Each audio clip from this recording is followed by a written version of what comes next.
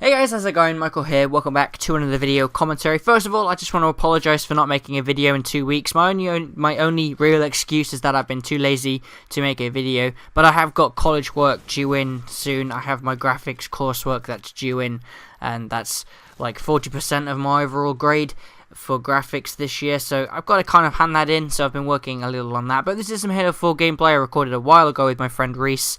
I persuaded him to come on Halo 4. He's not the biggest fan, but we had a pretty good game. I get quite a lot of kills. I also get quite a lot of deaths. But today we're going to be talking about the Steam Early Access and the beta problems that have kind of arose over the last year. So basically, if you don't know what Steam Early Access is, it's basically, it allows the developer to upload their game onto Steam whilst it's still in the development process. Now in theory, it's one of those things that is a great idea, and if implemented in the right way, it could be a great system for indie developers to make money whilst developing the game, which allows them a greater chance of completing their games and opening it up for sale, which is a really cool idea. But some companies, some indie developers are misusing the whole Steam Early Access. One game that I do know is working well on the Steam Early Access is DayZ. It actually specifically says that if you're not willing to support the developer through the development process, don't buy the game yet. That's actually what it says, so that's good. But there are some games that are kind of false advertising, putting on features that aren't actually in the game or aren't going to be implemented for a while. And some of the games you have to actually buy before you can view what the features actually are, which I think is a bit bad. And the fact that you pay £30, £20, whatever the developer decides, for a game that is unfinished, an incomplete game, you pay full price for it. I honestly think you should pay a small percentage and then you pay the rest of it once the game is out of early access. Kind of like a pre-order system, I guess. That's how I think it should work, but that's not how it works. I also think that early access games should only be allowed to be in early access for at least, I don't know, at the most 6 months. That stops developers from just having a game stuck in early access purgatory forever and not really finishing a product, which would be a shame if they don't finish the product, but you never know, they might not. And the other kind of problem that arises is that if a player gets bored of the game whilst it's still in early access, they've paid £30 for an incomplete game and they're kind of misjudging it based on the fact that they think it's boring because it's still in development. So that's kind of a little problem, but I guess that's just down to the consumer. Another really big problem, I think, is what if the developer doesn't have the willpower to complete the game? I mean, once they have your £30, £20, they've got that money. Steam don't really do refunds, so if they decide to suddenly stop making the game, then you're not going to get refunded. The developer won't do it, and Steam doesn't normally do refunds. They might end up having to do refunds if this system starts to become too used, I guess.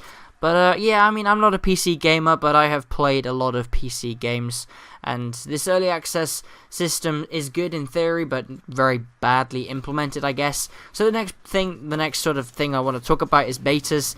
Now, I think personally betas are a great way to test your game. It's a great way for consumers to test out a game to see if they like it or not. It's a brilliant way to play a game before it's released. I really enjoy betas. I was part of the Elder Scrolls Online beta.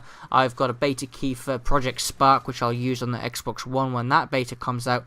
So there are games that use betas very well. They work really well. Like Titanfall had an alpha made just for networking to test their servers and to see if the players' internets could work well with the servers to make sure the game was running fluently, which is a great way to test it to the mass market rather than just within your little business.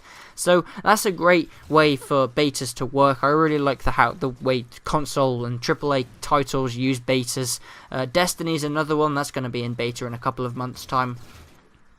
But some games that do have betas that really bug me are things like MechWarrior Online and Hawken for the PC. I have actually played Hawken. The gameplay was okay, the graphics were okay on a better PC with a better graphics card than mine. It looks pretty good. It does look good, but the gameplay was still the same and it was still kind of bad. And that game actually has working microtransactions. That game has been in beta for about 3 years, something like that now, because I remember some advertisements a while ago like 3 years ago or something like along those lines. But it really isn't a very good game, and especially that it's been in beta for 3 years. The idea, like I said, with the beta test is that there's supposed to be short bursts for your consumers to test out your game for you, so that you can test to the mass market rather than just your tiny little office of game testers. And the fact that they have working microtransactions and they're blocking off parts of the game for the user is just stupid. It doesn't make any sense to me. If you're going to use a beta, you may as well have the whole thing unlocked for the testers to use, and then once the game is in full product and it's a full game, then you can release all of the microtransactions.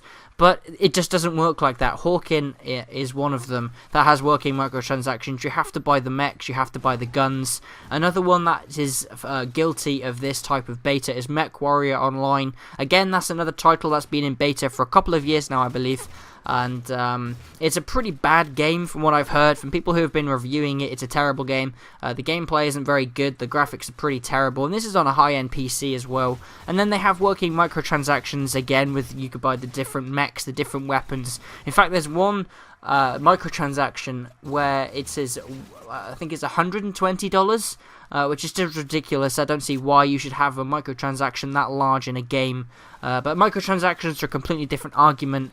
Gran Turismo is another game, but that's a AAA title and it's not in a beta, so it's slightly more respectable, but it's still not respectable. But MechWarrior Online has no reason to why it should have these massive microtransactions. It's just a way for the developer to be really lazy and say that, yeah, we're not going to finish this game, it's just going to be in beta purgatory for a long time, and we're going to squeeze as much money out of it as we possibly can.